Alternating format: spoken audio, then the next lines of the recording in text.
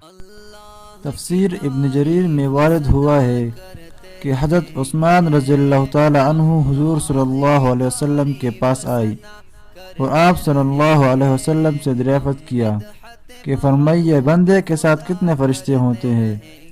آپ صلی اللہ علیہ وسلم نے فرمایا ایک تو دائیں جانب نیکیوں کا لکھنے والا جو بائیں جانب والے پر امیر ہے، جب تو کوئی نیکی کرتا ہے وہ ایک کے بجائے 10 لکھتا ہے، جب تو کوئی برائی کرے تو بائیں والا دائیں والے سے اس کے لکھنے کی اجازت طلب کرتا ہے، وہ کہتا ہے ذرا ٹھہر جاؤ شاید توبہ و استغفار کر لے، 3 مرتبہ وہ اجازت مانگتا ہے، تب بھی اگر اس نے توبہ نہ کی تو یہ نیکی کا فرشتہ اس سے کہتا ہے اب لکھ لے۔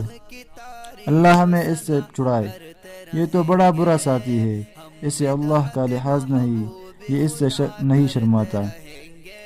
اللہ کا فرمان ہے کہ انسان جو بات زبان پر لاتا ہے اس پر نگہبان متعین اور مہیا ہے، اور 2 فرشتے تیرے آگے پیچھے ہیں۔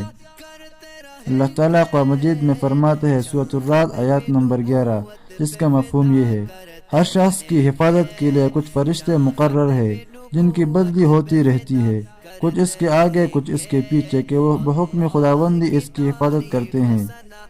اس کے بعد حضور صلی اللہ علیہ وسلم نے فرمایا اور ایک فرشتہ تیرے ماتھے کے بال تامے ہوئے ہے، جب تو اللہ کے لیے تواضع اور فروتنی کرتا ہے وہ تجھے بلند درجہ کر دیتا ہے، اور جب تو اس کے سامنے سرکشی اور تکبر کرتا ہے وہ تجھے پست و عاجز کر دیتا ہے۔ اور 2 فرشتے ہونٹوں پر ہے، جو درود تو مجھ پر پڑھتا ہے اس کی وہ حفاظت کرتے ہیں۔ ایک فرشتہ تیرے منہ پر کھڑا ہے کہ کوئی سانپ وغیرہ جیسی چیز تیرے حلق میں نہ چلی جائے، اور 2 فرشتے تیری آنکھوں پر ہے۔ یہ 10 فرشتے ہر بنی آدم کے ساتھ ہیں، پھر دن کے الگ ہیں اور رات کے الگ ہیں، یوں ہر شخص کے ساتھ 20 فرشتے من جانب اللہ موکل ہے۔